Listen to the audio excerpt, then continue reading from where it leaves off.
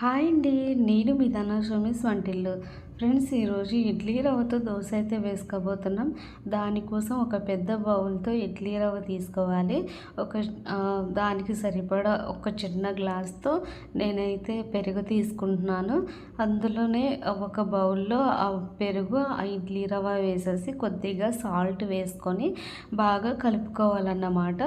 ఇప్పుడు ఒక పెద్ద సైజు ఆనియన్, తర్వాత ఒక 3 నుంచి 4 పచ్చిమిర్చి, కొద్దిగా వంట సోడా వేసుకొని బాగా కలుపుకోవాలి. అందులోనే కొద్దిగా కరివేపాకు, కొద్దిగా కొత్తిమీర కూడా వేసుకొని మిక్సీ పట్టుకోవాలన్నమాట. జారుగా మిక్సీ పట్టుకొని, ఇప్పుడు చూస్తున్నారు కదా, నాకైతే కొద్దిగా వాటర్ తక్కువయ్యాయి. అందుకు కొద్దిగా వాటర్ అయితే మిక్స్ చేసుకున్నాను. ఇప్పుడు జారుగా మనం దోసకు సరిపడేలాగా మనం ఇడ్లీ రవ్వని ప్రిపేర్ చేసుకోవాలన్నమాట. ఇప్పుడు ఒక లోతైన కళాయి పెట్టుకొని నేను అందులో కొద్దిగా ఆయిల్ వేసుకొని ఇప్పుడు దోశ అయితే వేసుకుంటున్నాను. ఇది ఇడ్లీ రవ్వతో దోశ అండి.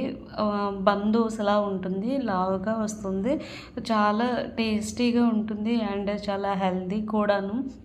ఎక్కువ ఆయిల్ కూడా మనం యూజ్ చేయాల్సిన అవసరం లేదండి. నాకైతే మాత్రం ఫైనల్లీ అటు ఇటు కాల్చుకుంటూ ఒక 5 నుంచి 10 నిమిషాలు కాల్చుకుంటే మనకి ఇడ్లీ రవ్వతో దోశ అయితే చాలా టేస్టీగా, చాలా బాగుంటుంది. మనకైతే ఇడ్లీ రవ్వతో దోశ అయితే రెడీ అయిపోయింది. అందులో చట్నీ కోసం నేనైతే ఒక కళాయి పెట్టుకున్నాను.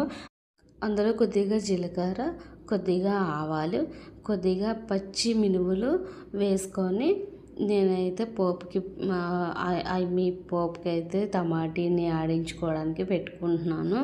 అందులోనే పెద్ద సైజు ఆనియన్ కూడా కట్ చేసుకొని వేసుకున్నాను. ఇది బాగా మగ్గిన తర్వాత మిక్సీ పట్టుకోవాలండి. మిక్సీ అయితే నేనైతే కొద్దిగా మీడియంలో పెట్టుకున్నాను.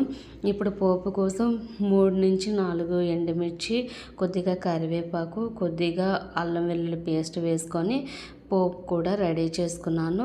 సో ఫైనల్లీ నాకైతే కొద్దిగా సాల్ట్ సరిపోలేదు, దానికోసం కొద్దిగా వేసుకున్నాను. సో ఫైనల్లీ మన ఇడ్లీ దోశ